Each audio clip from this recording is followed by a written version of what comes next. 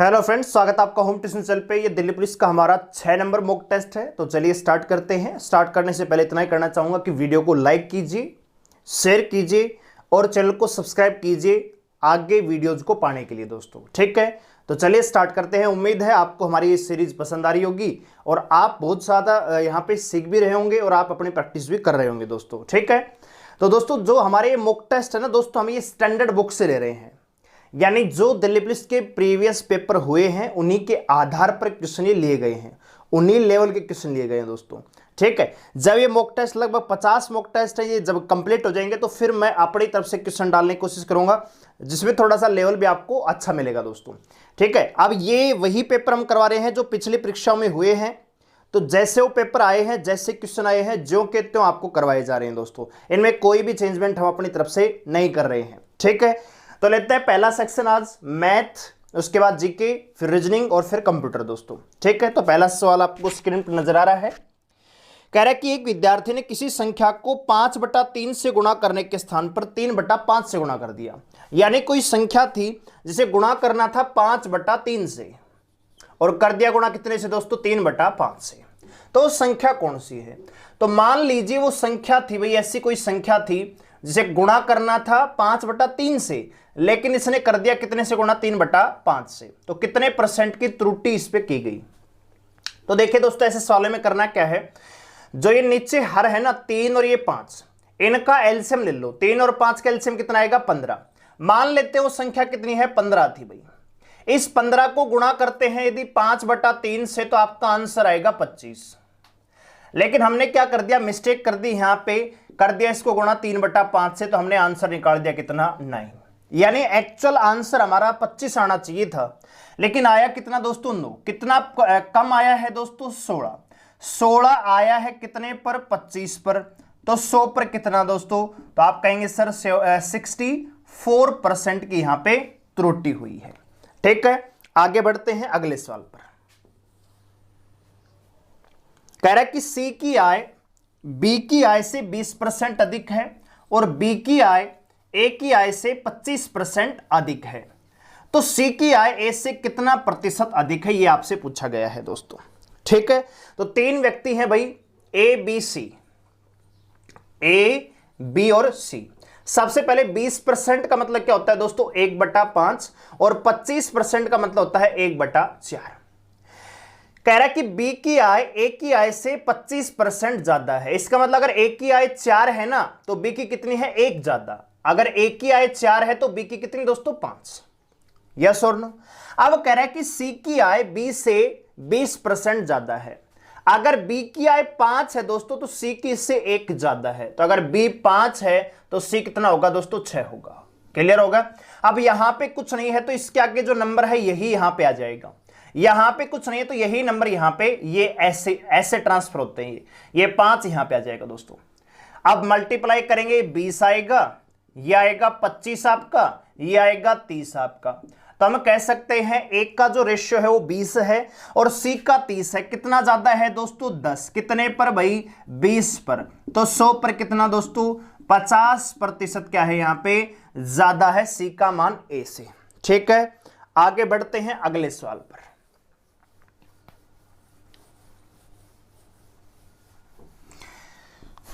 कह रहा है कि 2 वृत्तों की परिधियां ए अनुपात बी के अनुपात में है, तो उनके क्षेत्रफलों का अनुपात क्या होगा दोस्तों? तो हम जानते हैं वृत्त की जो परिधि होती है वो होती है 2πr, और जो वृत्त का क्षेत्रफल होता है, वृत्त का एरिया यानी क्षेत्रफल होता है πr² दोस्तों। तो कह रहा है कि वृत्त की जो परिधि है वो ए और बी है, यानी 2π, और एक a है और दूसरी तरफ 2πb है। ठीक है, तो आप जानते हैं ये तो कट ही जाएगा, क्या आएगा? a/b यही दे रखा है। अब इनका एरिया निकालेंगे तो पाई से पाई कैंसिल हो जाएगा, तो ये भी स्क्वायर हो जाएगा a², इधर ये भी स्क्वायर हो जाएगा b²। तो यही सवाल का क्या हो जाएगा? आंसर हो जाएगा ऑप्शन बी, a² b²। अगला सवाल देखिए, दे रखा है कि 3 की पावर x प्लस में 8 है, बराबर है 27 की पावर 2x प्लस में 1। और आपसे x का मान पूछा है, तो मैं इसको कर सकता हूं 3 की पावर x प्लस में 8 है, इसको भी 3 के बराबर लेके आओ, तो 3 की पावर 3 और की होल पावर x प्लस में 1 कर सकता हूं, तो 3 से 3 बराबर हो गया, तो 3 इसके मल्टीप्लाई में आ जाएगा, तो ये कितना हो जाएगा दोस्तों 6x और ये 3 दोस्तों। जब 3 को 2x प्लस 1 से गुणा करेंगे तो क्या आएगा 6x प्लस में 3 दोस्तों। तो ये आप जानते हैं बेस सही बराबर हो चुका है, इनको नेगलेक्ट कर दीजिए, इधर आ जाएगा x प्लस में 8, इधर आएगा 6x प्लस में 3, ये x इधर जाएगा कितना हो जाएगा 5x, ये 3 इधर आएगा, 8 में से 3 घटाएंगे कितना बचेगा दोस्तों 5, और x का मान निकालेंगे कितना आएगा दोस्तों 1। ठीक है, तो x का मान यहां पे कितना है 1 है। आगे देखिए अगला सवाल,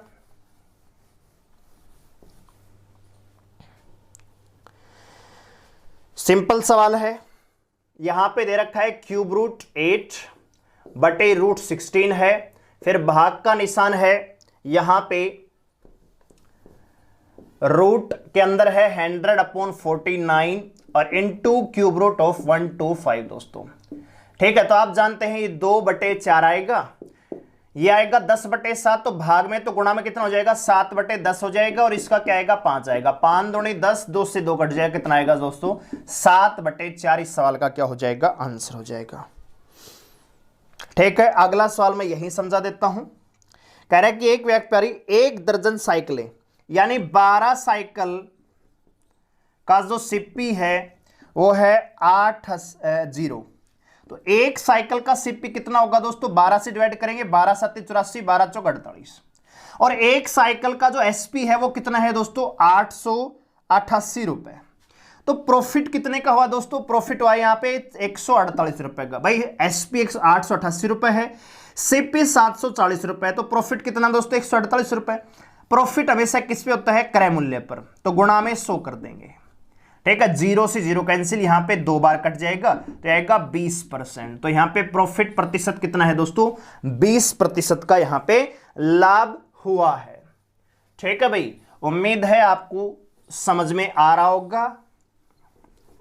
अगला सवाल देखिए, तो यहां पे आपको क्या नजर आ रहा है दोस्तों, यहां पे जो हमें नजर आ रहा है 3/3.7 3 बार गुणा है, प्लस में फिर 1/1.3 है वो 3 बार गुणा है, बटे में 3. तो आपको ये नजर क्या आ रहा है दोस्तों, यहां पे नजर आ रहा है a गुणा a प्लस में b गुणा b, और बटे में नजर आ रहा है a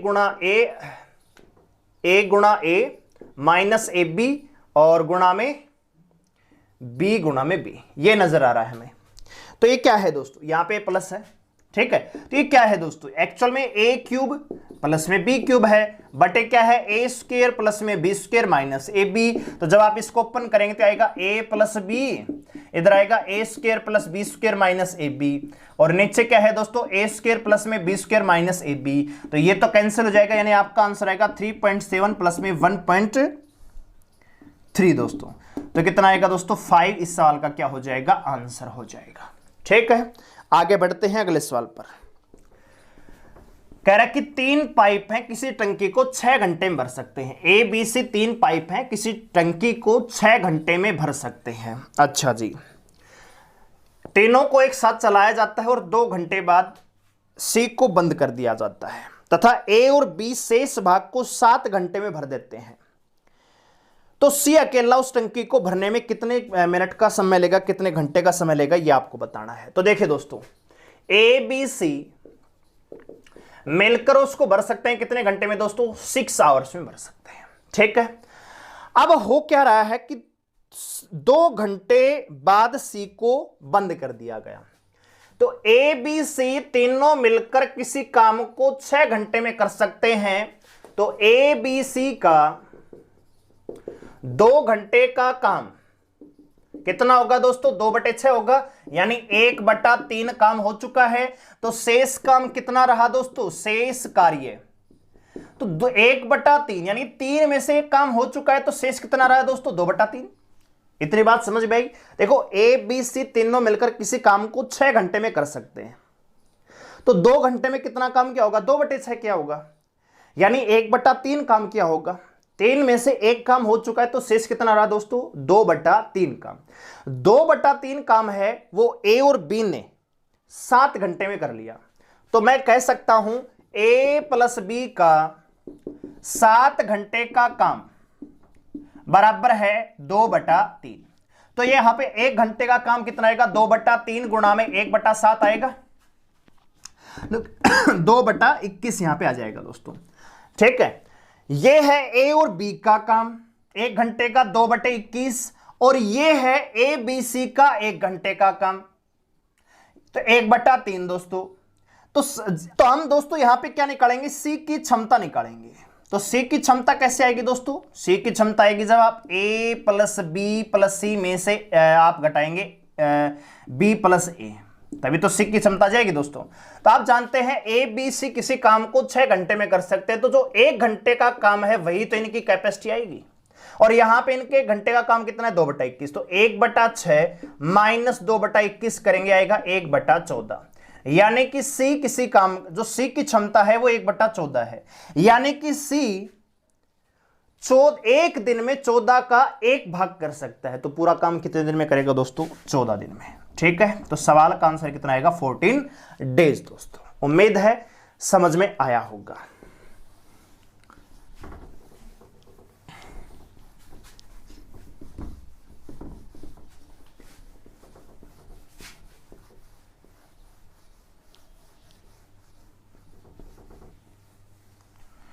अगला सवाल देखते हैं। कह रहा कि यदि किसी टंकी को 1/3 भरने में, जब आप टंकी में 1/3 भरते हैं तो इसमें 80 लीटर पानी आता है। तो दोस्तों टंकी की जो धारिता है, टंकी की कुल धारिता कितनी आ जाएगी दोस्तों, 240 लीटर। पूछा क्या है दोस्तों कि आधा भरने पर, तो आधा होगा तो कितना हो जाएगा दोस्तों, सिंपल सा है 120 लीटर। ठीक है, आगे देखिए। कह रहा कि दो संख्याओं का लेसेप है 225 है और उनका HCF 5 है। यदि एक संख्या 25 है तो दूसरी संख्या क्या होगी। तो आप सभी जानते हैं HCF इंटू एलसीएम बराबर होता है first number into second number, यही तो होता है। पहली संख्या गुणा में दूसरी संख्या बराबर होता है HCF और एलसीएम के।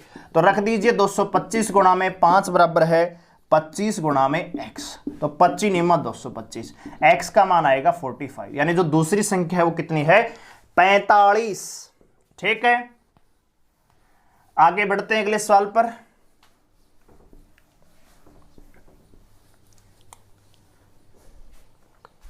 कह रहा है कि 4 संख्याएं 1:2:3:4 के अनुपात में है।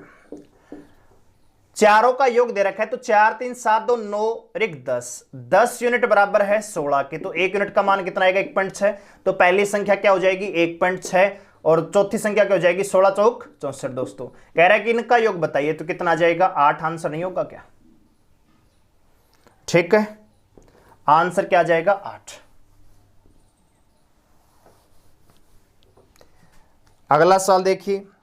यदि किसी संख्या का 3 गुणा इस संख्या के 3/5 से 60 अधिक है, यानी कि मान लीजिए उस संख्या x है, तो इस संख्या का जो 3 गुणा है वो बराबर है 3x/5 प्लस में 60। ठीक है, x का मान निकालेंगे दोस्तों, तो ये इधर आएगा माइनस का हो जाएगा। ठीक है, तो 3x माइनस 3x/5, तो ये 15x माइनस 3x, 12x/5 बराबर 60 है। x का मान निकालेंगे तो 12 पंजे 60, 5 5 25। ठीक है, तो वो संख्या क्या आएगी दोस्तों, 25 आएगी। ठीक है, ये दिल्ली पुलिस में आया हुआ प्रीवियस ईयर का पेपर है दोस्तों, कहीं ये मत समझना बहुत आसान क्वेश्चन है। जो पेपर आया हुआ है पहले का वही करवाया जा रहा है, आप खुद देख लीजिए किस लेवल के क्वेश्चन आने वाले हैं। ठीक है, एक वर्ग का परिमाप 24 सेंटीमीटर है, तो वर्ग का परिमाप क्या होता है दोस्तों, 4 गुणा में भुजा बराबर कितना दे रखा है 24, तो भुजा कितना आएगी 6 सेंटीमीटर। एरिया क्या होता है ए स्क्वायर, तो 6 का स्क्वायर कितना दोस्तों 36 सेंटीमीटर स्क्वायर। ये इस सवाल का आंसर होगा। अगला सवाल देख लीजिए। ए कह रहा है किसी काम को कर सकता है 15 दिन में, बी कर सकता है 10 दिन में, टोटल काम कितना दोस्तों 30, ये 2 ये 3, टोटल काम कितने दिन में हो जाएगा दोस्तों 6 दिन में हो जाएगा। ठीक है, आखिरी सवाल देख लीजिए। अगर कह रहा है कि किसी वर्ग की भुजा पहले और अब, पहले मान लीजिए 1 थी, अब कर दी कितनी 4 गुना, तो जो एरिया है पहले क्या रहा होगा, 1 का स्क्वायर 1, और यहां पे कितना हो जाएगा 16। यही आपसे पूछा है कि क्षेत्रफल का रेशियो क्या हो जाएगा 16:1। ऑप्शन सी इस सवाल का क्या होगा, आंसर होगा दोस्तों। ठीक है, आइए बढ़ते हैं जीके सेक्शन की ओर। ये दोस्तों मॉक टेस्ट है, ये जो प्रीवियस ईयर में आए हुए हैं दिल्ली पुलिस में कांस्टेबल में, वही करवाए जा रहे हैं। ठीक है, तो बहुत ज्यादा सैणपत करने की आवश्यकता नहीं है। बहुत सारे कहते हैं बहुत हाई लेवल का आने वाला है, 28 लाख CHSL का पेपर देख लो। ठीक है, तो किसी किसी शिफ्ट में 2-4 क्वेश्चन हार्ड मिल जाएंगे, किसी में बिल्कुल इजी आएगा। ठीक है, तो जो पेपर आया हुआ है अभी वही करवाया जा रहा है। ठीक है, जब हम करवाएंगे अपनी तरफ से थोड़ा सा मॉडरेट लेवल या हार्ड लेवल आपको क्वेश्चन दिखाए जाएंगे। चलिए जीके सेक्शन पे आगे बढ़ते हैं। आइए दोस्तों जीके सेक्शन पे आगे बढ़ते हैं। पहला क्वेश्चन दे रखा है कि Tata institute of fundamental research कहाँ है दोस्तों। Tata institute of fundamental research centre कहाँ स्थित है, तो दोस्तों आंसर आएगा आपका ऑप्शन ए, मुंबई में स्थित है Tata institute of fundamental research दोस्तों। ठीक है, अगला क्वेश्चन है बुद्ध का महापरिनिर्वाण स्थल निम्नलिखित में से कहाँ है। तो आप सभी जानते हैं कुशीनगर ही बुद्ध का महापरिनिर्वाण स्थल कहा जाता है दोस्तों। अगला क्वेश्चन है मौर्यकालीन नगर प्रशासन के संबंध में जानकारी का स्रोत क्या है। मौर्यकालीन नगर प्रशासन के संबंध में जानकारी का स्रोत क्या है दोस्तों। ठीक है, तो इसका जो आंसर आएगा, जो मौर्यकालीन नगर प्रशासन का जो स्रोत है वो अर्थशास्त्र से मिलता है, मुद्रा राक्षस से भी, इंडिका से भी। तो यहां पे आंसर आएगा ऑप्शन डी, ये सभी। अगला क्वेश्चन है भारत में टेलीविजन का पहला प्रसारण कब हुआ था। तो आंसर आएगा आपका ऑप्शन सी, 1959 में भारत में टेलीविजन का पहला प्रसारण हुआ था। ठीक है, अगला क्वेश्चन है विश्व स्वास्थ्य दिवस कब मनाया जाता है। तो दोस्तों प्रतिवर्ष 7 अप्रैल को विश्व स्वास्थ्य दिवस मनाया जाता है। आगे बढ़ते अगले क्वेश्चन पर।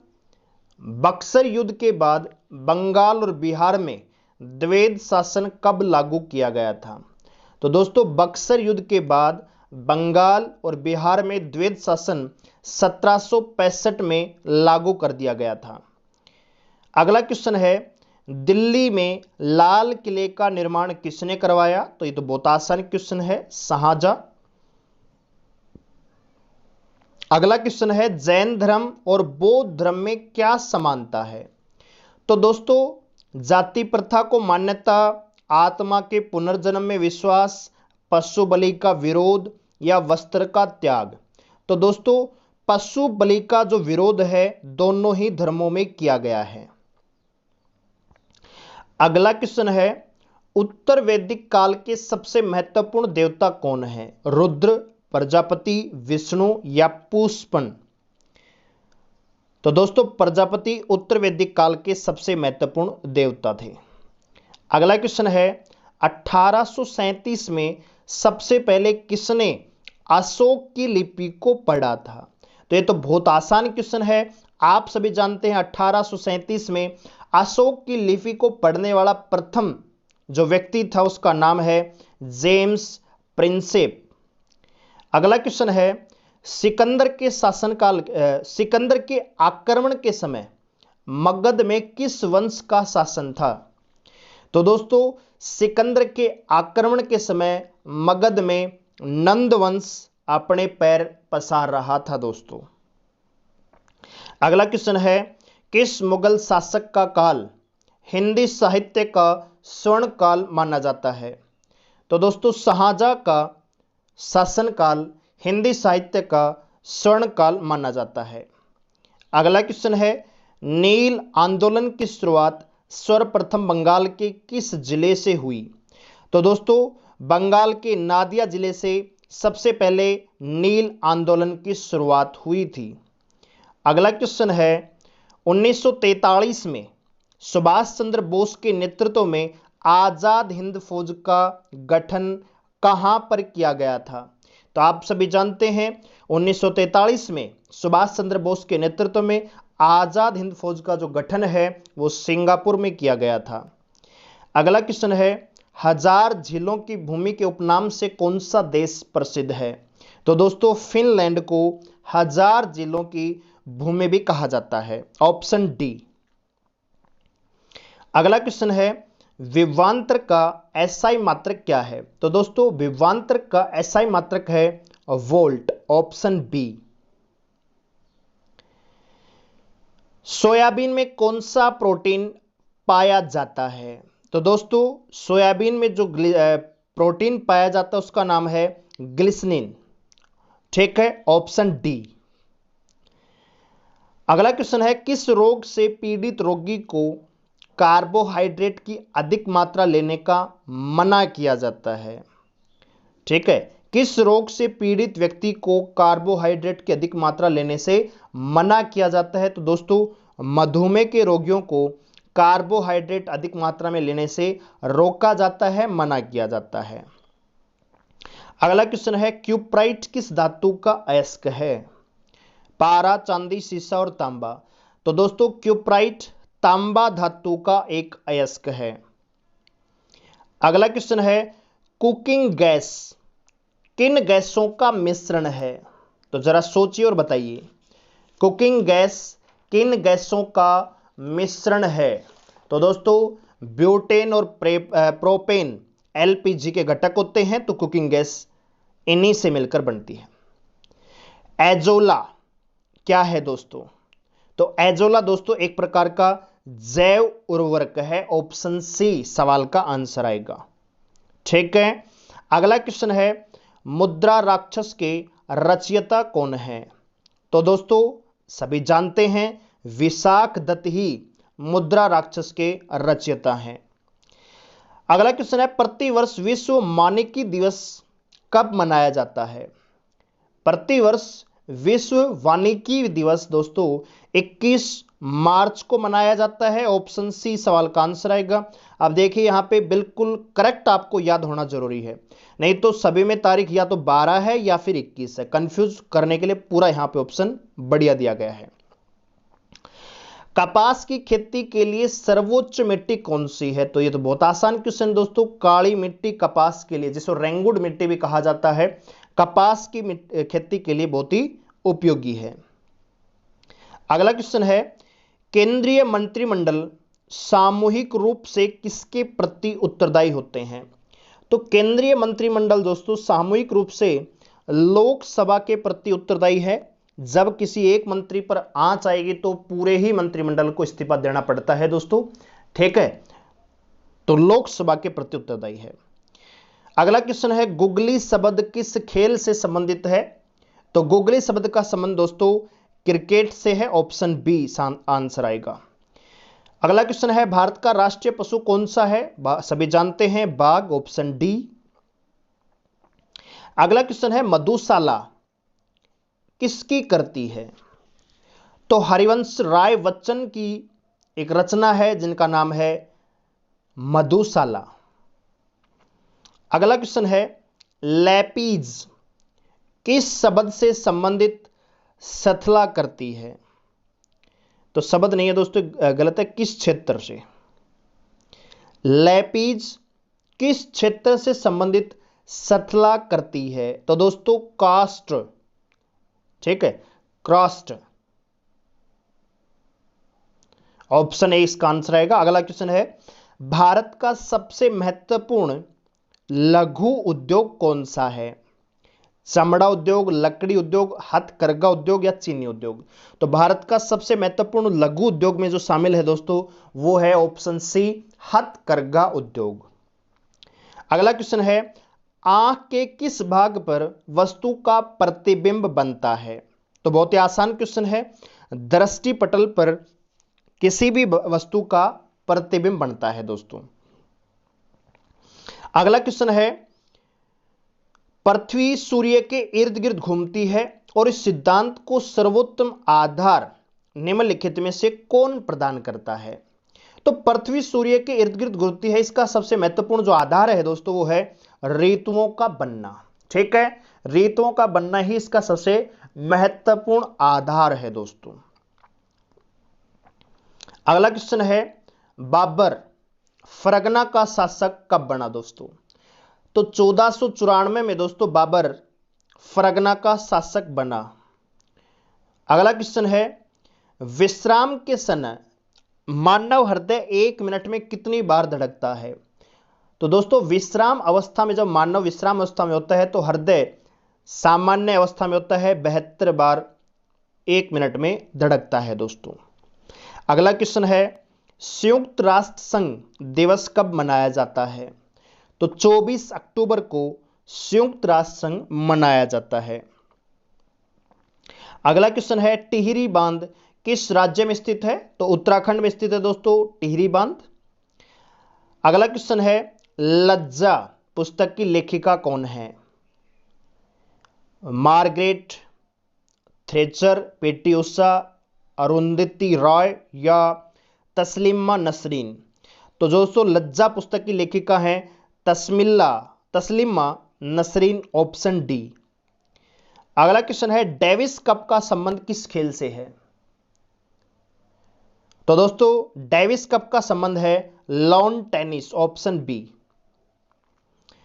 अगला क्वेश्चन है, दूध उत्पादन के कार्य को क्या नाम दिया गया था? तो दोस्तों दूध उत्पादन के कार्य को दोस्तों श्वेत क्रांति कहा गया था। नीली क्रांति मत्स्य पालन से, हरित क्रांति गेहूं और फसलों के उत्पादन से, पीली क्रांति तिलहन यानी दलहन उत्पादन के लिए दोस्तों, दाल के लिए। अगला क्वेश्चन है, आपातकाल की घोषणा किस अनुच्छेद में की जाती है? तो आपातकाल की घोषणा दोस्तों अनुच्छेद 352 के तहत की जाती है, ऑप्शन ए इसका आंसर आएगा। अगला क्वेश्चन है दोस्तों, शहीद दिवस कब मनाया जाता है? तो दोस्तों प्रतिवर्ष हम 30 जनवरी को शहीद दिवस मनाते हैं। अगला क्वेश्चन है, पेड़ पौधे दिन में कौन सी गैस छोड़ते हैं? तो पेड़ पौधे दिन में ऑक्सीजन छोड़ते हैं दोस्तों, और रात को कार्बन डाइऑक्साइड ज्यादातर पौधे छोड़ते हैं दोस्तों, ठीक है। जबकि दिन में प्रकाश संश्लेषण की क्रिया होती है तो कार्बन डाइऑक्साइड को ये सोखते हैं और ऑक्सीजन को बाहर रिलीज करते हैं। आगे बढ़ते अगले क्वेश्चन पर, निम्नलिखित में से कौन सा गैर परंपरागत ऊर्जा का स्रोत नहीं है दोस्तों? सूर्य, पवन चक्की, सागरीय तरंगे और कोयला। तो दोस्तों कोयला जो है ऊर्जा का गैर परंपरागत स्रोत नहीं है। अगला क्वेश्चन है, भारत में सबसे ज्यादा दूध किस राज्य में उत्पादित किया जाता है? तो बहुत आसान क्वेश्चन है, उत्तर प्रदेश में सबसे ज्यादा दूध का उत्पादन होता है दोस्तों।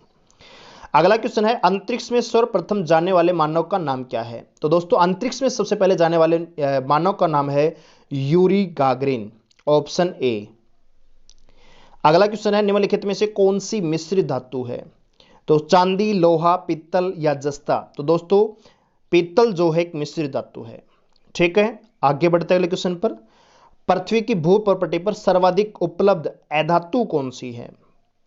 तो दोस्तों सिलिकॉन जो दोस्तों एक अधातु है और पृथ्वी पर सर्वाधिक मात्रा में उपलब्ध है। अगला क्वेश्चन है, प्रकृति में कार्बन का विशुद्ध रूप कौन सा है? तो दोस्तों हीरा प्रकृति में कार्बन का विशुद्ध रूप है, ऑप्शन डी सवाल का आंसर आएगा। अगला क्वेश्चन है, जीवन का प्रादुर्भाव किसमें हुआ? तो दोस्तों जल में जीवन का प्रादुर्भाव हुआ दोस्तों, ऑप्शन ए इसका आंसर आएगा। और अगला क्वेश्चन है आखिरी जीके का, सूर्य से उत्सर्जित पराबैंगनी किरणों को कौन सी गैस रोकती है? तो बहुत ही आसान क्वेश्चन दोस्तों, ओजोन गैस है सूर्य से उत्सर्जित होने वाली पराबैंगनी किरणों को रोकती है, पृथ्वी पर आने से रोकती है दोस्तों, ठीक है। तो दोस्तों ये था हमारा जीके सेक्शन। वीडियो को लाइक कीजिए, शेयर कीजिए और चैनल को सब्सक्राइब भी कीजिए अगर नहीं किया है तो। चलिए आगे बढ़ते हैं रीजनिंग सेक्शन की ओर। आइए दोस्तों रीजनिंग सेक्शन की ओर आगे बढ़ते हैं। लेते हैं पहला सवाल। कह रहा है कि 15 दिसंबर 2000 को शुक्रवार था, फ्राइडे था, और आपसे पूछा है 15 दिसंबर 2011 को कौन सा वार होगा? तो आप जानते हैं महीना और दिन तो समान ही है, साल अलग अलग है। तो हम क्या करेंगे, पहले वर्षों का अंतर लेंगे 11, इन वर्षों के बीच में आए हुए लीप वर्ष। तो भाई 2004 और 2008 कितने लीप वर्ष आएंगे? 2। आप कहेंगे सर 2000 को शामिल क्यों नहीं किया, ये भी तो एक लीप वर्ष है। लीप वर्ष वही शामिल होगा जिसकी फरवरी, और कौन सी फरवरी, 29 फरवरी अगर आपके बीच में आ रही है, काउंटिंग में आ रही है, तो ही वर्ष को काउंट किया जाएगा। यहां पे तो हम 15 दिसंबर 2000 से 15 दिसंबर 2011 की ओर आगे बढ़ रहे हैं। तो 15 दिसंबर 2000 से स्टार्ट किया, तो क्या 2000 की फरवरी हमारी काउंटिंग में आएगी? नहीं आएगी, तो इसका ओड डे मतलब लीप वर्ष को भी शामिल नहीं किया जाएगा दोस्तों। भाग में कर देंगे कितना दोस्तों, आपको पता है 7 करते हैं, तो 11 और 2 13 भाग देंगे 7 का, तो आएगा 6, यानी ओड डेज कितने आ गए हैं? 6। 2000 से 2011 में जा रहे हैं, आगे जा रहे हैं, तो 6 दिन क्या होंगे? ऐड होंगे, इसकी बजाय -1 कर देंगे, तो वार आएगा थर्सडे, बृहस्पतिवार। ठीक है, अगला सवाल देखिए, कह रहा है कि किसी सांकेतिक भाषा में मंकी को लिखा हुआ है XDJMNL, और आपसे पूछा उसी सांकेतिक भाषा में टाइगर को क्या लिखा जाएगा। तो हम देख रहे हैं ये Y है, ये X है, -1, ये E है, ये D है, -1, K से J -1, -1, -1 और -1 करके लिखा गया है। तो इसी प्रकार -1 कर देंगे, तो सबसे लास्ट लेटर क्या आएगा? S। अगर चारों ऑप्शनों को देखें, लास्ट में सब कैस है। पहला लेटर क्या आएगा? 1 घटा के 18 में से घटाएंगे तो 17, पहला लेटर Q और आखिरी S, ऑप्शन ए इस सवाल का क्या हो जाएगा? आंसर हो जाएगा। ठीक है, आगे बढ़ते हैं अगले सवाल पर।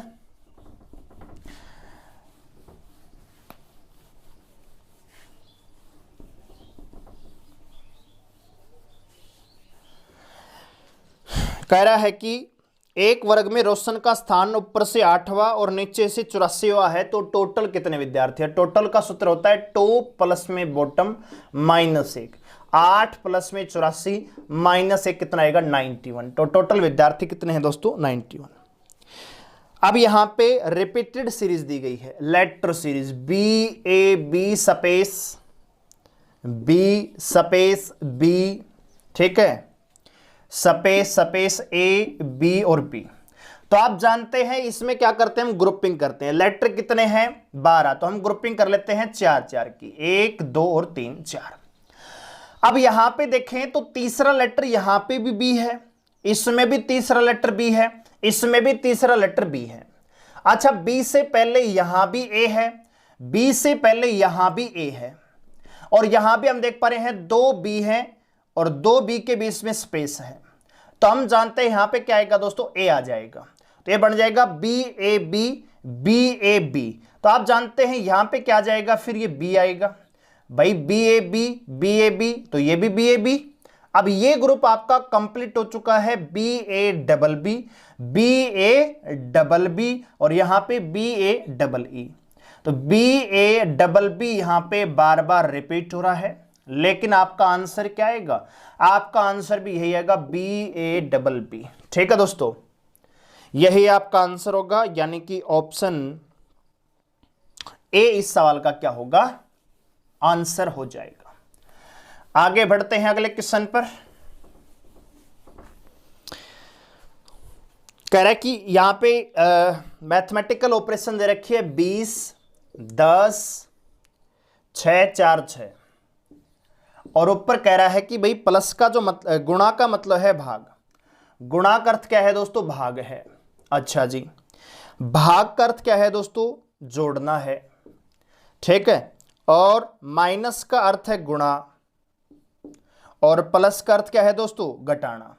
सॉल्व कर दीजिए। ठीक है, तो क्या आएगा दोस्तों इस सवाल का आंसर?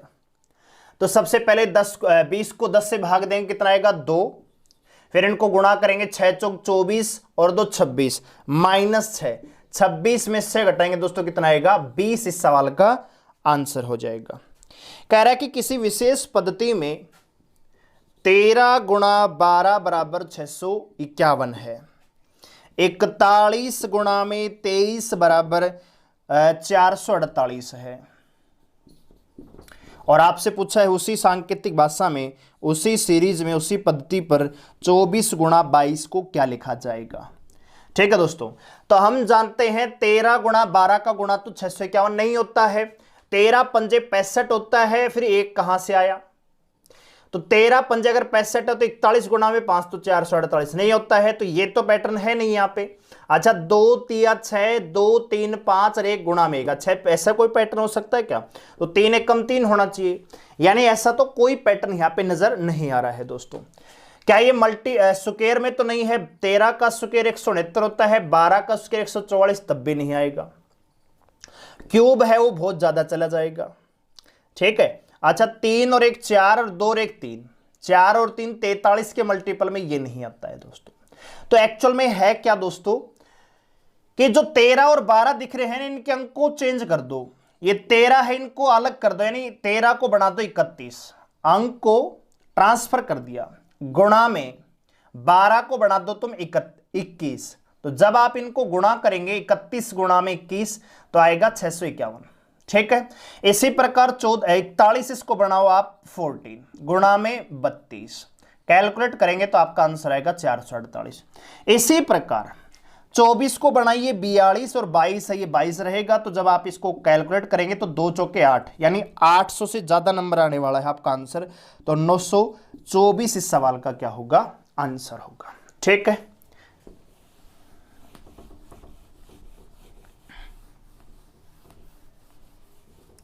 अगला सवाल देखिए, कह रहा है कि DHLPATX, तो DHLPTX अगर इनकी नंबरिंग देखें तो ये 4 8 12 16 20 24, तो 4 4 का अंतर है, तो 24 और 4 28, 28 का मतलब लेटर क्या आएगा दोस्तों यहाँ पे बी, क्योंकि 26 प्लस में 2, तो आंसर क्या आ जाएगा, बी आ जाएगा। अगला देखिए क्या कह रहा है, अगला है HNSYD, तो 8 6 14, यहां पे +6 है, 16 और 19 +3 है, 19 और प्लस में 6 25, 25 और 3 28, लेकिन 25 और 3 तो 28 नहीं है। ठीक है, तो यहां पे क्या पैटर्न दोस्तों, HNSYD, तो देखो H का मतलब 8, अच्छा यहां पे 8 और 8 16 है दोस्तों, ये सॉरी 14 है, ये 8 6 14, 14 और 5 19, सॉरी देखो 8 से 14 हुआ +6 है, 14 से 19 हुआ +5, 19 से 25 हुआ तो 9 और 6 15, 25 से कितना हुआ दोस्तों, 25 और 1 26, यानी 5 फिर जोड़ा गया है, 25 और 6 31 होते हैं ना, तो 25 प्लस में 5 है, ये 25 प्लस में 5 बराबर 30, 30वें लेटर पे कौन सा आता है, डी आता है। अब फिर देखो 6 5 6 5 6 5, तो प्लस में 6 करेंगे, यानी 36वें स्थान पे, तो लेटर क्या आएगा यहां पे जे, 26 और 10। ठीक है दोस्तों, तो जे इस सवाल का क्या हो जाएगा, आंसर हो जाएगा। अगला देखिए क्या कह रहा है, 4 8 14 22, और अगला नंबर आपसे पूछा है, तो 4 से 8 हुआ +4 है, 8 से 14 हुआ +6 है, 14 से 22 हुआ +8 है, तो 22 से कितना होगा दोस्तों, 4 6 8 और 10 दोस्तों 32 इस सवाल का क्या हो जाएगा, आंसर हो जाएगा। ठीक है, आगे बढ़ते हैं अगले सवाल पर। तो स्क्रीन पर देखिए, आपके मोबाइल पर आपको क्वेश्चन नजर आ रहा है, बहुत ही आसान मॉक टेस्ट है ये। यहां पे आपको क्लासिफिकेशन करना है, तो ऑप्शन ए यहां पे 12 96, ऑप्शन बी दे रखा है 13 117, सी दे रखा है यहां पे 15 और 120, और डी दे रखा है 16 और 128। तो हम जानते हैं ये भी गुणा 8 है, ये भी गुणा 8 है, ये भी गुणा 8 है, लेकिन ये 9 है, तो यही आपका आंसर हो जाएगा।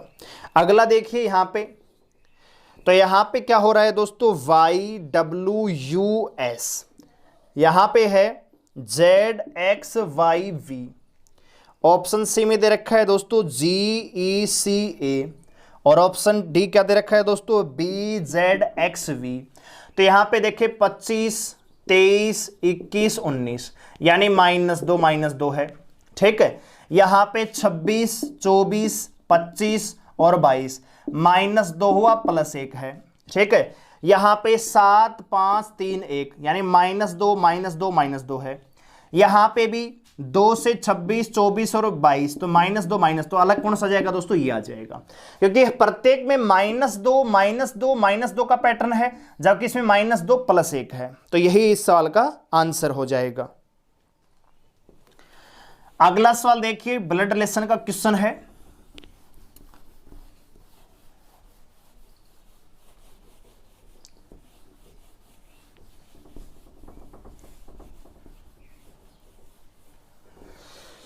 कह रहा है कि ए डी का भाई है, तो अगर ए भाई है डी का तो भाई है, मेल पर्सन, वर्ग का निशान किसका भाई है, डी का, तो समानांतर पेटी में आएंगे दोस्तों। कह रहा है कि डी है वो बी का पिता है, डी पिता है किसका दोस्तों, बी का, तो बी नीचे आ जाएगा। अब बी के बारे में कंफर्म नहीं है कि मेल है फीमेल है, बी और सी बहनें हैं, हो गया कंफर्म, बी और सी क्या है दोस्तों, बहनें हैं, और ये दोनों क्या है दोस्तों, आपस में भाई हैं, और ये दोनों आपस में क्या है, बहनें हैं। अच्छा डी है वो एक का भाई है, तो ए इन दोनों का क्या लगेगा दोस्तों, चाचा लगेगा। पूछ क्या रखा है दोस्तों, सी का ए से क्या संबंध है, तो आप जानते हैं सी अगर ये चाचा है तो ये क्या होगी, भतीजी होगी। ऑप्शन ए इस सवाल का क्या हो जाएगा, आंसर।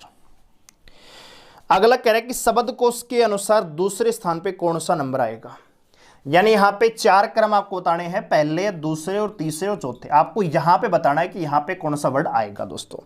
तो देखिए डी एस, तो पहले और दूसरे स्थान पे देखो वी आड़ा है, ऑप्शन बी, तो वो तो चौथे नंबर पे जाएगा, DEVS ये वाला वर्ड है, ये चौथे नंबर पे जाएगा। तो DES है, फिर C है और फिर T है, तो पहले C आएगा पहले T आएगा, तो पहले ऑप्शन ए है, ये सबसे पहले आएगा। अब लड़ाई है यहां पे R पहले या O पहले, तो यहां पे ऑप्शन डी, DESORT, डिसोर्ट, ये आपका नंबर 2 पे आ जाएगा। ठीक है, अगला सवाल देख लीजिए, बेमेल का आपको चयन करना है, ओरिजिनल है, मेमोरी, अराइजर, यूनिवर्सिटी। तो अगर हम बात करें यहां पे नंबर ऑफ लेटर्स की, तो सब में अलग अलग हैं, ये पैटर्न नहीं है। अच्छा बात करें यहां पे वावल्स की, तो भाई ओरिजिनल में कितने वावल हैं, 1 2 3 4 वावल हैं। मेमोरी में कितने हैं, 1 2 3 4 वावल हैं। अराइजर में कितने हैं, 3 हैं, क्योंकि लेटर भी कम है। अच्छा यूनिवर्सिटी में कितने वावल हैं, तो 1 2 3 4 5 वावल हैं। तो ये तो पैटर्न नहीं होता, क्योंकि 2 में तो 4 4, एक में 5, एक में 3 है, तो इससे भी अलग नहीं कर सकते। तो अलग कैसे करेंगे दोस्तों, आप देख पा रहे हैं ओरिजिनल है ये ओ से स्टार्ट हो रहा है, यानी वावल से स्टार्ट हो रहा है। मेमोरी है ये कॉन्सोनेंट से स्टार्ट हो रहा है, एम से। अराइजर ए से, वावल से स्टार्ट हो रहा है, और यूनिवर्सिटी यू वावल से स्टार्ट हो रहा है। तो यहां पे अलग क्या जाएगा दोस्तों, ऑप्शन बी, मेमोरी, क्योंकि मेमोरी आपका जो शब्द है ये आपका एम से स्टार्ट हो रहा है, इसीलिए क्या हो जाएगा, अलग हो जाएगा, क्योंकि बाकी के जो 3 वर्ड हैं वो वावल से स्टार्ट हो रहे हैं और ये कॉन्सोनेंट से स्टार्ट हो रहा है दोस्तों। अगला सवाल देखिए, पेंसिल, रबड़ और स्टेशनरी। तो आप सभी जानते हैं पेंसिल और रबड़ दोनों ही किसके पार्ट हैं, स्टेशनरी के। अगला सवाल देखिए क्या कह रहा है, कह रहा है कि कितने 7 ऐसे हैं जिनके पहले 2 शब्दों का अंकों का योग जो है बाद वाले 2 के अंकों के योग के ज्यादा है। तो देखिए 6 4 7 359, 764, 377, 824, 7 6 3 9, 327, 57। 7 देखिए कितने हैं, 1 2 3 4 5 6 और 7। कह रहा है कि कितने 7 ऐसे हैं जिनके पहले 2 अंकों का योग, यानी इनका 6 और 4 10 दोस्तों, और यहां पे 5 और 3 8, तो ये ज्यादा है इससे, तो एक तो पेयर ही ये बनेगा। अच्छा इस 7 को लेंगे, 9 और 5 14, 6 4 10, तो ये भी पेयर बनेगा, 2 हो गए दोस्तों। यहां पे 7 है तो 4 3 7 और 8 7 15, ये नहीं बनेगा। ये 7 लेते हैं तो 7 3 10 और 8 से 14, ये भी पेयर नहीं बनेगा दोस्तों। पहले 2 अंकों का योग है बाद वाले 2 अंकों से ज्यादा होना चाहिए, ये आपको दिया गया है। अच्छा ये 7 है तो ये 4 2 6, ये 6 3 9, ये भी नहीं बनेगा। ये 7 है 3 2 5 और ये 12 है, ये भी नहीं बनेगा, और ये 7 तो वैसे नहीं बनेगा। तो कितने 7 ऐसे हैं दोस्तों, 2। ये 2 7 ऐसे हैं जिनके पहले 2 अंकों का योग बाद वाले 2 अंकों से क्या है, ज्यादा है। ठीक है, आगे बढ़ते हैं। तो अगला सवाल तो ये बहुत आसान है, मिसिंग नंबर का है। आप जानते हैं यहां पे जो दिया गया है, ये जो इस प्रकार से बॉक्स दिया गया है, दूसरा मैं बना देता हूं, 2 7 4 3, यहां पे 21 है तो 7 या 21 है, यहां पे 12 4 3 12 है, यहां पे 8 है 4 2 8 है, तो यहां पे क्या जाएगा दोस्तों, 14 इस सवाल का क्या हो जाएगा, आंसर हो जाएगा। दोस्तों आगे बढ़ते हैं। तो अगला सवाल क्या कह रहा है दोस्तों, AZBY को लिखा हुआ है DWEV, और आपसे पूछा गया है दोस्तों HSIR को क्या लिखा जाएगा। तो आपको लग रहा होगा ये अपोजिट है, अपोजिट भी हो सकते हैं, लेकिन यहां पे आप थोड़ा सा और देखिए, ए से डी हुआ है +3, जेड से डब्ल्यू हुआ है -3, अच्छा बी से ई हुआ है +3 और वाई से भी हुआ है -3। ठीक है, तो इस पैटर्न से आपका सवाल आएगा। तो सबसे पहले ये +3 आएगा, तो 8 और 3 11, पहला लेटर के आएगा। ठीक है, दूसरा लेटर -3, तो 19 में 3 घटाएंगे 16, के पी, यानी ऑप्शन बी और सी भी आ सकता है दोस्तों। अब यहां पे 9 प्लस में 3 12, 12वें स्थान पे लेटर कौन सा आता है दोस्तों, एल, के पी एल, यानी ऑप्शन सी इस सवाल का क्या हो जाएगा आंसर। अगला देखिए, कह रहा है कि 35 का संबंध जो 69 से है वही संबंध आपको बताना है, और 52 का किससे होगा। तो 35 दूनी 70 -1, लेकिन 52 गुणा में 2 तो 104 होता है, 103 तो ऑप्शन में नहीं है। अच्छा जी, अच्छा 35 से 69, 3 का डबल 6, तो 5 का डबल 10 नहीं, ये भी नहीं है। अच्छा 5 15, 15 का कोई 69 से कोई लेना देना है क्या, नहीं है। 5 का स्क्वायर 25, 3 का स्क्वायर 9, 25 और 9 34, 34 का डबल भी 69 नहीं है। तो इस प्रकार का तो कोई पैटर्न यहां पे नजर नहीं आ रहा है। ठीक है, 3 का क्यूब करें 27 आएगा, और 5 का स्क्वायर करें तब भी नहीं पहुंच पा रहे हैं। 3 का 4 गुणा करें 81, और 81 से 69 माइनस करेंगे तो 11 में 9 गई 2, और यहां पे 12, तो 12 का 5 से कोई संबंध नहीं है, यानी ये तो कोई पैटर्न यहां पे लागू नहीं हो रहा है दोस्तों। ठीक है, तो इस सवाल को कैसे करेंगे दोस्तों, देखिए ध्यान से। 35 है, इसको उठाइए, ये 3 है, ये 5 है, दोनों को जोड़ दीजिए, 8 आएगा। 8 का स्क्वायर करेंगे 64, 64 में कितना जोड़ दें, 69 आ जाएगा 5। इसी प्रकार 52 है, तो 52 में पहले 5 और 2 7, 7 का स्क्वायर प्लस में 5, 49 और 5 करेंगे 54 इस साल का क्या होगा आंसर होगा। ठीक है, ऑप्शन सी। ठीक है भाई, अब आते हैं अगले सवाल पर। प्रश्न आकृति आपको दिख रही है, और आपको खालिस्तान के स्थान पे कौन सी आकृति आएगी ये आपको बताना है दोस्तों। तो यहां पे ध्यान से अगर देखें आकृतियों को, तो क्या नजर आ रहा है दोस्तों, पहली आकृति में ये जो बॉक्स है ऐसे हैं, और दूसरे में ये ऐसे हैं। पहले तो इन पे ऑब्जर्व कर लेते हैं। अब दूसरे नंबर जो आकृति ये सेम है, ये सेम है, लेकिन ये अपोजिट हो गया। अब तीसरी आकृति में क्या है दोस्तों, ये सेम है, ठीक है, ये अपोजिट हो गए। तो चौथे में क्या होगा दोस्तों, ये सेम रहेगा, ये है, ये सेम रहेगा, ये अपोजिट होगा। तो पहले तो ये ऑब्जर्व कीजिए। तो आपका आंसर हो सकता है या तो ऑप्शन ए या फिर ऑप्शन बी, इनमें से आपका आंसर आएगा। सी और डी ऑलरेडी एलिमिनेट हो चुके हैं दोस्तों। अब देखिए पहले आकृति में क्या हुआ, ये तीर यहां पे था और ये ऐसे है। दूसरे में क्या हुआ, ये तो समान है, इसमें चेंज हुआ। अच्छा सॉरी, उत्तराकृति देख गया मैं, प्रश्न आकृति। प्रश्न आकृति में यहां पे क्या हो रहा है दोस्तों, ये तीर ऐसे है और ये नीचे की ओर है। दूसरे में क्या हुआ, इसको अपोजिट कर दिया यहां पे, और ये क्या हुआ, इसने स्थान ले लिया इसका, ये यहां पे आ गया, यही तो हुआ है। अब तीसरी आकृति में देखिए, ये तीर तो ऐसे है और ये निशान ऐसे है। तो इसमें क्या हुआ दोस्तों, इसको चेंज किया गया, तो इसको चेंज करेंगे इसके स्थान पे, ये इसके स्थान पे जाएगा और ये आ जाएगा यहां पे। तो ऐसा किसमें है दोस्तों, केवल ऑप्शन बी, यही आपका क्या होगा, राइट आंसर होगा। कह रहा है कि ई का मतलब है 5 और टी का मतलब है 26। तो आप सभी जानते हैं ई की प्लेस वैल्यू 5 होती है, टी में 20 प्लस में 5 प्लस में करेंगे तो कितना आएगा, 26 आएगा। इसी प्रकार टीचर को कर देंगे TEACHER। तो दोस्तों आप सभी जानते हैं 20 प्लस में 5, 1 प्लस में 3 प्लस में 8 प्लस में 5 प्लस में 18, तो ये 25 और 1 26, 3 29, 34 और 8 42, 8 50 और 10 60 दोस्तों। तो सवाल का आंसर कितना आ जाएगा, 60। ठीक है, अगला सवाल देखिए क्या कह रहा है। कह रहा है कि एक पिता अपने पुत्र की आयु 3 गुना बड़ा है। 8 वर्ष पहले पिता की आयु पुत्र की आयु की 5 गुना थी। क्या ऐसा हो सकता है दोस्तों, मतलब पिता है वो पुत्र से 3 गुना है और 8 साल पहले वो 5 गुना था। तो पुत्र की वर्तमान आयु क्या है दोस्तों? ठीक है, पिता की आयु अपने पुत्र से आयु से 3 गुना बड़ा है। 8 वर्ष पहले पिता की आयु पुत्र की आयु की 5 गुना थी। ठीक है, तो एक्स से कर लीजिए या ऑप्शन को एलिमिनेट कर लीजिए। बात आ रही समझ में? अगर मान लीजिए ऑप्शन आप 12 लेते हैं तो पुत्र की आयु अगर आप 12 लेते हैं तो पिता कितना होना चाहिए? 36। 8 साल पहले, तो 16 में 8 गए 28 और 12 में 8 गए, क्या ये 5 गुना है? नहीं है। इसी प्रकार 14 × 42, 8 साल पहले 12 में 8 गई 4, 34 और 14 में 8, ये भी नहीं है। 16 × 48, 8 साल पहले 40 का था, ये 8 का, तो ये 5 गुना, तो यही आपका आंसर हो जाएगा। यानी पुत्र की आयु कितनी है? 16 साल।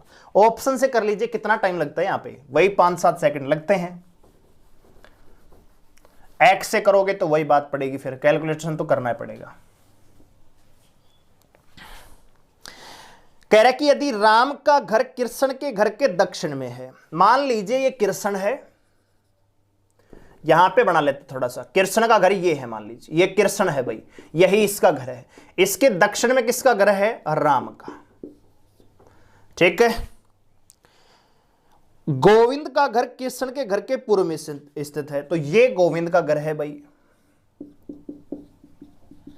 तो पूछा गया है तो राम का घर गोविंद, तो राम का घर, ये गोविंद के घर से इधर जाएंगे तो ये तो दिशा है दक्षिण और ये दिशा है आपकी पश्चिम, तो ये डायरेक्शन कौन से दोस्तों? दक्षिण पश्चिम।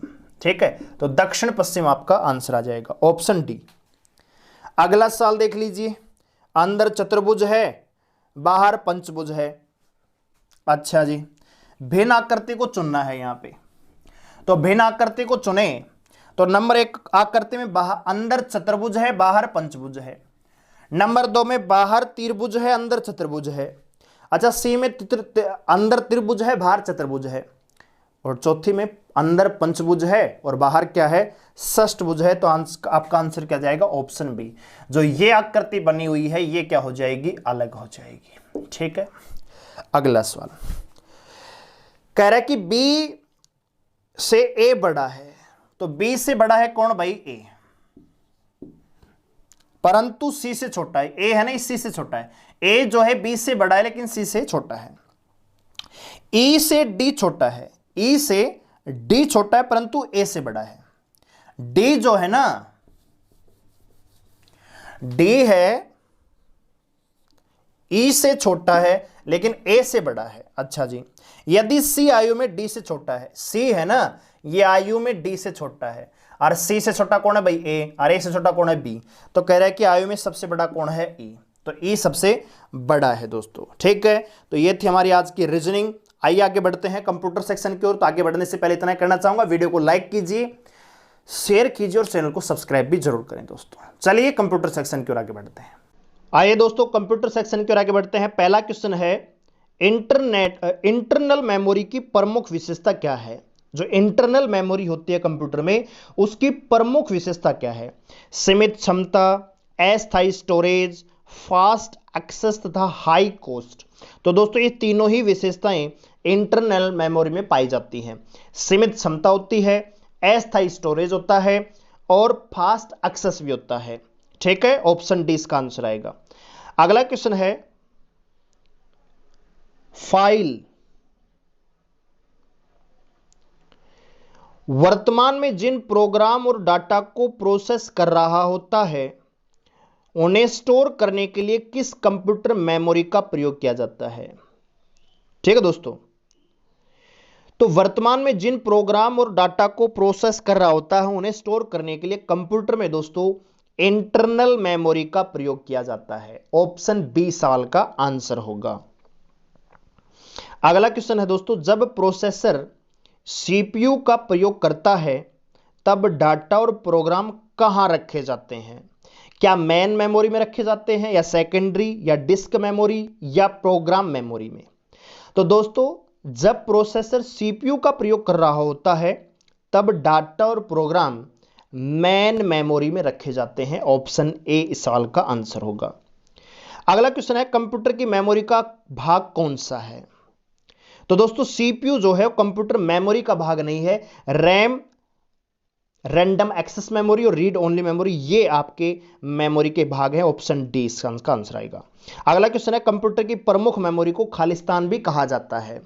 तो दोस्तों कंप्यूटर की प्रमुख मेमोरी को प्राथमिक मेमोरी या प्राइमरी स्टोरेज या आंतरिक मेमोरी इंटरनल मेमोरी या प्राइमरी मेमोरी, तीनों ही नाम से जाना जाता है। तो ऑप्शन डी सवाल का आंसर आएगा। कंप्यूटर की प्रमुख मेमोरी को प्राइमरी, आंतरिक या प्राथमिक मेमोरी भी कहा जाता है। अगला क्वेश्चन बहुत आसान है, रैम का फुल फॉर्म, तो रीड रैंडम एक्सेस मेमोरी आएगा। ऑप्शन डी सवाल का आंसर आ जाएगा। अगला क्वेश्चन है, रैम निम्नलिखित में से किसका उदाहरण है। ठीक है दोस्तों, तो रैम दोस्तों एक वोलेटाइल यानी अस्थायी मेमोरी का उदाहरण है। रैंडम एक्सेस मेमोरी एक अस्थायी मेमोरी होती है, ठीक है, वोलेटाइल। ठीक है दोस्तों, जबकि रोम दोस्तों, रोम जो है रीड ओनली मेमोरी होती है, इसे नष्ट नहीं किया जा सकता, इसे चेंज नहीं किया जा सकता। यह उदाहरण होता है नॉन वोलेटाइल मेमोरी का, यानी स्थायी मेमोरी होती है। अगला क्वेश्चन है, रैम में स्टोरेज की गई सूचना वोलेटाइल मानी जाती है, जिसका अर्थ है कि वह स्थायी रूप से नहीं, केवल अस्थायी रूप से स्टोरेज है। ठीक है दोस्तों, रैम में स्टोरेज की गई सूचना वोलेटाइल मानी जाती है, जिसका अर्थ होता है स्थायी रूप से नहीं, केवल अस्थायी रूप से स्टोर की गई है। अगला क्वेश्चन है, रैम के बारे में निम्नलिखित में से कौन सा कथन गलत है। तो रैम हार्ड डिस्क स्टोरेज के समान होती है, या रैम एक अस्थायी संग्रहण क्षेत्र होता है, रैम एक वोलेटाइल मेमोरी है, रैम एक प्राथमिक मेमोरी है। तो कौन सा कथन यहां पे गलत है। तो दोस्तों रैम जो है यहां पे कहा है कि रैम हार्ड डिस्क स्टोरेज के समान होती है, जबकि ये क्या है, गलत है, क्योंकि रैम एक क्या है, अस्थायी मेमोरी है, जबकि हार्ड डिस्क में हम स्थायी रूप से डाटा को स्टोर करते हैं लंबे समय तक। ठीक है। अगला क्वेश्चन है, प्राइमरी मेमोरी यूनिट किसका एक हिस्सा होती है। तो प्राइमरी मेमोरी यूनिट दोस्तों सीपीयू का एक हिस्सा होती है। ऑप्शन डी इसका आंसर आएगा। ठीक है, तो दोस्तों ये था हमारा आज का Delhi police special mock test number 6। आपको कैसा लगा और आपने कितना स्कोर किया हमें कमेंट करके जरूर बताएं दोस्तों। ठीक है, और उस वीडियो को लाइक कीजिए, चैनल को सब्सक्राइब कीजिए और बेल आइकन को प्रेस कीजिए अगले मॉक टेस्ट का नोटिस अपने मोबाइल पर पाने के लिए दोस्तों। धन्यवाद।